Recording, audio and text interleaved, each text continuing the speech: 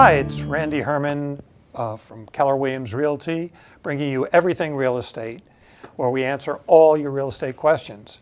And today I have with me Mark Dooling, an architect, who's going to tell us all about how buildings are designed and then built. So Mark, thank you so much for coming. Oh, thank you for having me here. Yeah. I look forward to this. So why don't you tell us a little bit about yourself? I always ask my guests to tell us a little bit about yourself, what's your background, how you got into architecture, what your company's like, etc. How did I get into architecture? I think I felt that if you could draw, you could be an architect. Well, I don't do that much drawing anymore, but to be an architect requires a lot of good communication skills and getting around the countryside. Right, but I mean, I love to draw too, but I like to draw landscapes and whatever. How did you ever come to want to draw and design buildings? Well, it seemed to be a natural progression from drawing landscapes or people to drawing a building. Maybe not this one exactly, but I chose to study architecture at Catholic University in Washington.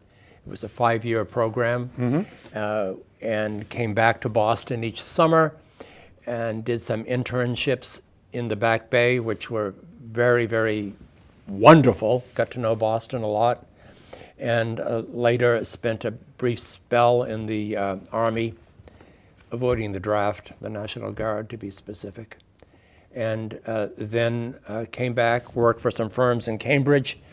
I was fortunate enough to work for the Architects Collaborative when Walter Gropius was still there. Oh, really? Wow. Yeah, this goes back a bit. And shortly thereafter, maybe I worked for 2 or 3 other smaller firms in the suburbs and then established my own company. And how big is your company? Right now, there are 3 of us, not very big. I might add that I was pushed into establishing my company as I was working out of the home. And we had a stairway that went up beside my studio. Right. And our daughter, Sarah, as a young girl, threw a banana peel over the railing, landing on a rendering I was working on, and that did it. And that's how you got the banana building that you're so famous? Right. I'm joking. And I left the home at that point, left the office and the home, and moved to an office in Newton. Right. So let's dig right into the subject here. And let me ask you, what does an architect do? Well, I could grab my planner over there and take you down it day by day, and you would see of the encounters that in a typical day, there are many meetings. This morning, I was at a meeting out in Billerica, working with a design build firm from Long Island, LVI, and a client, Herc, from Florida. And we're taking over a building in Billerica. This is a commercial enterprise equipment rental. So when you say take over, you're going to renovate the building? That's correct. It's on Route 2A. Okay. And when you came into the studio, I was on the phone with Fanbo Louis. Fanbo is from Beijing, and we're working on a project with the XCS company from Beijing in Charlestown, Mass, for 10 broadcast studios on the top level of the Schrafft's City Center in Charlestown, which will be broadcasting English language lessons to youngsters in China. Oh, that sounds really interesting. I suppose that they'll come across with a Charlestown accent, but that's okay. Right. So what you're saying is that you take an existing building, you renovate it, right? You repurpose it in a sense. That's the case. You put in addition, or do you build buildings from the ground up? Yes. In fact, this past year has been, a good part of it has been focused on a proposed apartment building on California and Los Angeles Street in Newton. Oh, I think we have a picture of it. You may have one in elevation. I'm doing this project with Federico in my office, who is an architect, arrived not so long ago from Uruguay. Federico Arellano, and he recently became a citizen. So let me ask you something. I'll just jump around a little bit here, but since you have somebody from Uruguay in your office, does he have the same style? Are the styles of architecture universal? I mean, you go to Spain and you see a different kind of architecture really than you would see here, more Mediterranean. Well, you know, But that's a hard question. Federico Arellano is a wonderful designer. It's not my approach necessarily, but I'm providing the context in which he can work, and the client loves his work. The city of Newton seems to like his work. right. Although there was a comment from someone that it might have been a little cuter. Well, it's not cute. It's a substantial 20-unit building with below-grade parking, adjacent to a large old factory, an old Raytheon factory. Oh. So you have a lot of considerations, it sounds like, when you're actually designing a building. You know, I'm sure you have to take into account what the client wants, right? What the existing building is, and you know, how to fit the ideas into the building. That's right. And with most projects, the one I was at this morning, Right. this one we're doing with the group of developers from Brookline on California Street, what the client wants is so often an evolving program that may start here, it may end up over here, and we're all in this search together. Oh, I see. So you come up with an idea, a plan, and then it evolves over time. Absolutely. Interesting. So you design space, right? You draw the plans, you make the models, right? What about the codes? Do you have to know all the building codes and the engineering specs and things of that nature? The codes play a big role in design and architecture and construction and real estate, you know that. Yep. And we're doing a project now for, this project on California Street is being pursued under the terms of a special permit. Many communities have something like that, where Right. it's slightly above and beyond the code, or it's within the code but with special conditions. This can apply to a house, to other institutional buildings. Everything, I imagine, from setbacks to how high to square footage that they'll allow on a lot, everything. A lot of that, and we oftentimes are in league with attorneys. We're working with Lawrence Lee on this project in Newton. He was an understudy to Jason Rosenberg years ago, and Lawrence is doing a great job, and we couldn't work without him. And if you're building like a big building, do you have to get a separate engineer to come in to tell you about the specs, how much stress is on each joint, or I don't know how that works. We have the team for California Street will include 6 engineers. We're working with VHB from Watertown on site matters, landscaping and that sort of thing, parking matters. We're working with a firm of structural engineers. We'll be working with an acoustical design engineer. The owners are very concerned about noise transmission in this 20-unit building. I see. Okay. And then once you've designed this, do you oversee the construction, or do you coordinate with the contractor? How does that work to make sure that they're going according to your specs, or is it hands-off at that point? No, it's most of our agreements, business agreements, involve a programming phase, a design phase, construction drawings phase, and eventually an involvement during the construction process itself. And on the way over here, I was talking with a client up in Gloucester. He's doing 7 units in a 7-unit Oh, rehab. I lived in Gloucester. Oh, you did? Yeah, maybe I'll take a unit. Well, they're SROs. They're very small. They're very affordable, and I admire Chris Fisher's project a great deal. Right. It's on Pearl Street, down by the train station. Oh, yeah, yeah. You know, Pearl. So let me ask you, on a project like that, are the permits, trying to get the permits or trying to get the zoning, the proper zoning? Is that difficult these days? Chris's project on Pearl Street took about a year Wow. of 40B processes in the city of Gloucester, maybe more than a year. And we were still before the Zoning Board of Appeals. And there was a special consultant he had to hire to manage the 40B process. Wow. 40B being an alternate to the special permit process. I see. There's less involvement with some of the public boards, but it doesn't necessarily save time. All right, so I'm a client, let's say, and I come to you and I say, Mark, I have an old mill and I want to put in office buildings there. Okay, so where do you start? I mean, you start thinking up ideas. Do you look at old pictures? Where do you get your ideas from once you understand what the client wants? It always grows out of a conversation. So we had a client from New Hampshire who looked at some old mills in Fitchburg, right along the Nashua River in West Fitchburg. This goes back a few years. It ended up being 186 dwelling units, Wow. plus a restaurant, plus some other miscellaneous, a gym and That's whatnot. huge. It's very large. The buildings, there were 5 buildings. One we demolished and rebuilt. But how did that evolve? It was always in conversation. How many units? What size unit?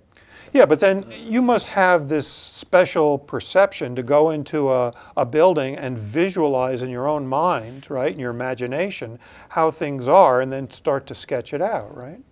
Well, it's not, how do I say?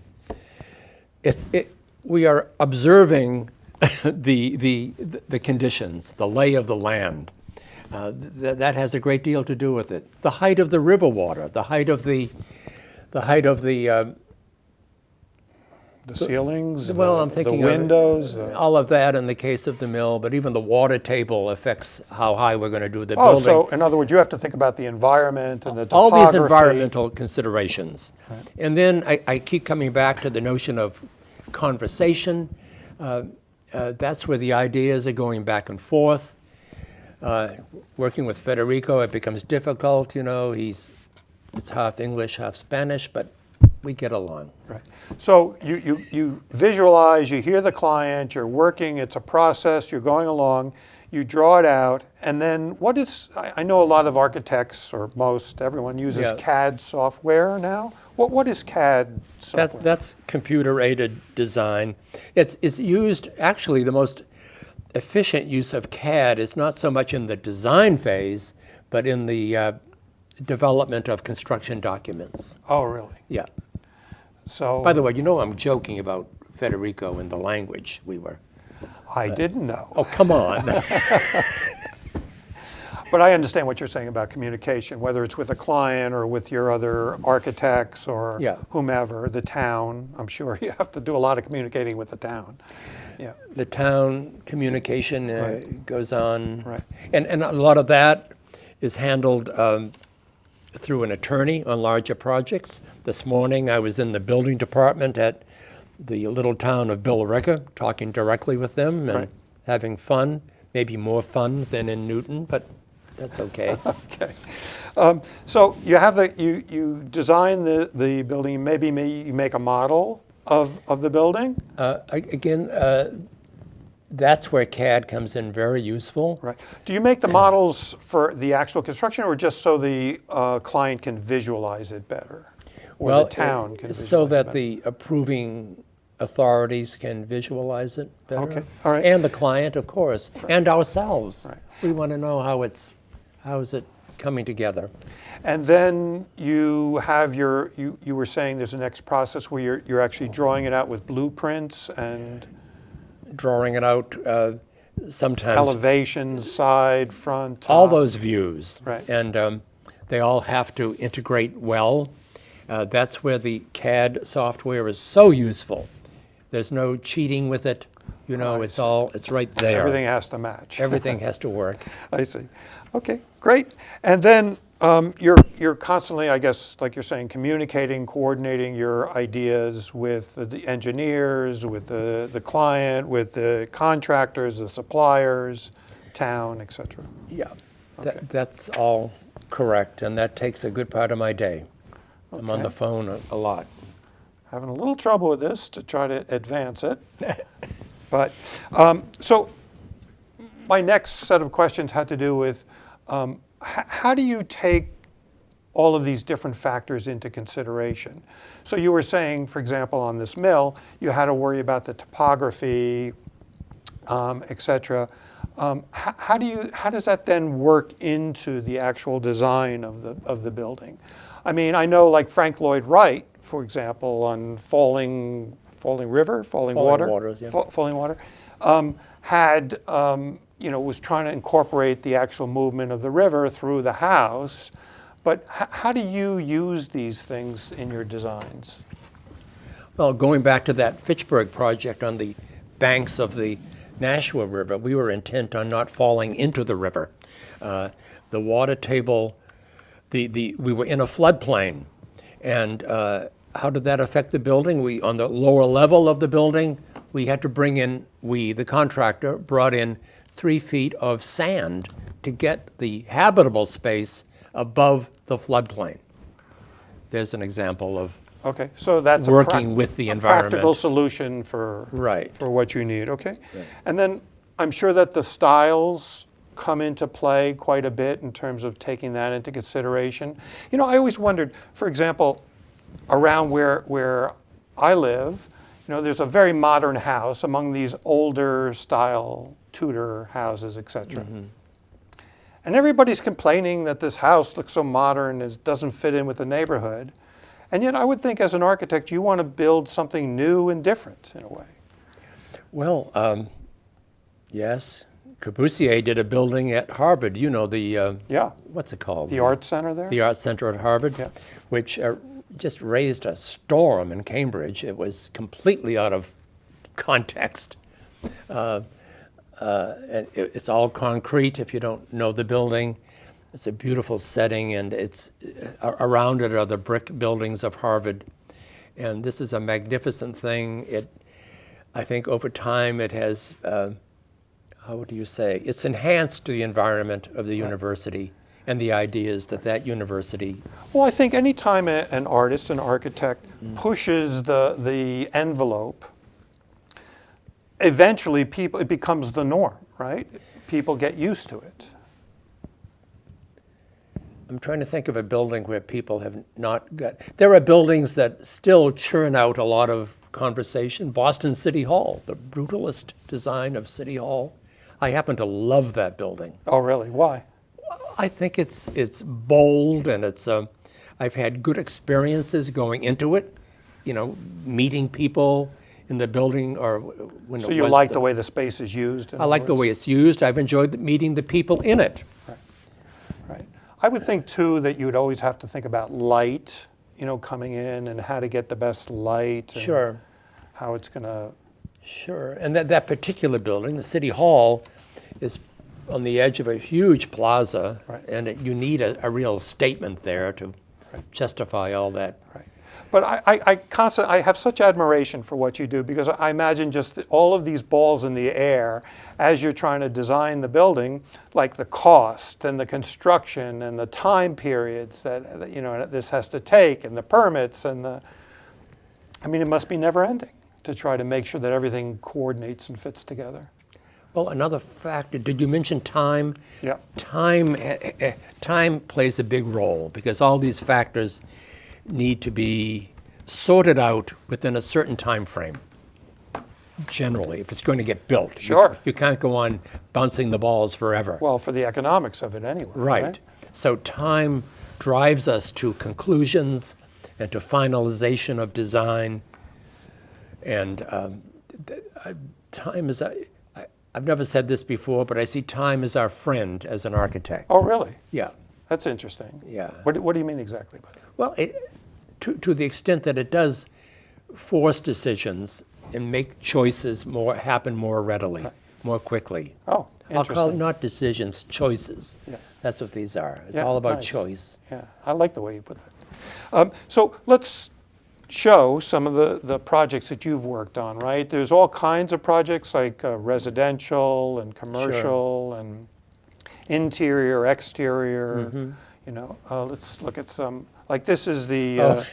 You were telling me something interesting about this house. This is a project in Newton, and we were very proud of it. This was designed by Leon Lipschitz in my office, a man who was about 75 years old.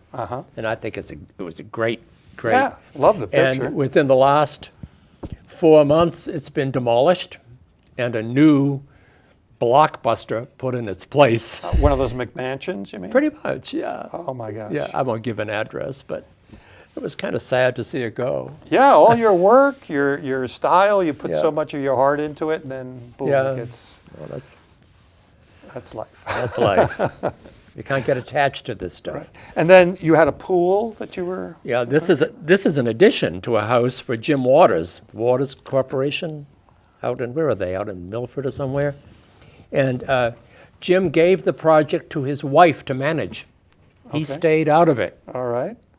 And it includes this pool and the racquetball court. And this was Jim's favorite part of it. This was a little, what do you call it? Hot tub. Hot tub. Oh, cool. Except that we blew the design on that because Jim was very tall, about 6'3" or 6'4", but his height was from his waist up, if you know what I mean. Yeah. So when he sat in his seat in the pool, in the hot tub, the water was bubbling around his nose. Oh, that's funny. So that wasn't funny at the time. Oh, I meant figure of speech. Yeah. Right. So you've also done multifamilies. Yeah, well, we've done them, and we're doing, I've mentioned the one we're working on now, which has been a very satisfying experience. We're involved with the Newton Land Use Committee. We've had 2 meetings. We'll have a 3rd meeting, a vote in January, we hope, and then we'll go before the full City Council for a final vote on that project. Okay. And so you have 2 families. You have. Yeah, this is also in Newton. It was a 2-family. The most interesting part about this project, in fact, is the first floor plan. It's on an awkward piece of land out behind a mall, and getting the automobiles onto the property and into a garage made for a very interesting plan. All of these considerations, like that's what I mean. To be able to visualize and to make all of these things happen, it's remarkable. Yeah. It takes a special talent. So This is a project, all of our work is not in Newton. This happens to be an old school in Newton, in Upper Falls. yeah, well, I just picked them off of your website. some of Sure, these. and we had to make the building accessible. In 1870, or whenever this was built, there were no issues around accessibility to be considered in those days. But you can see how we added 2 entrance, lower level entries with a roof line that recall the major roof line behind it.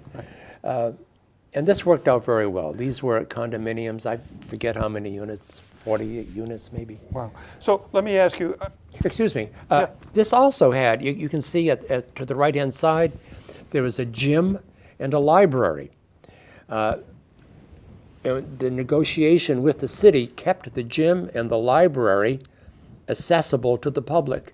Oh. It was sort of a complicated. Oh, like one of those parks that everyone can use. Precisely. But in a building, that's unusual. in this building, and we were tickled pink with the way it came out, with the way it was negotiated with the city. Right.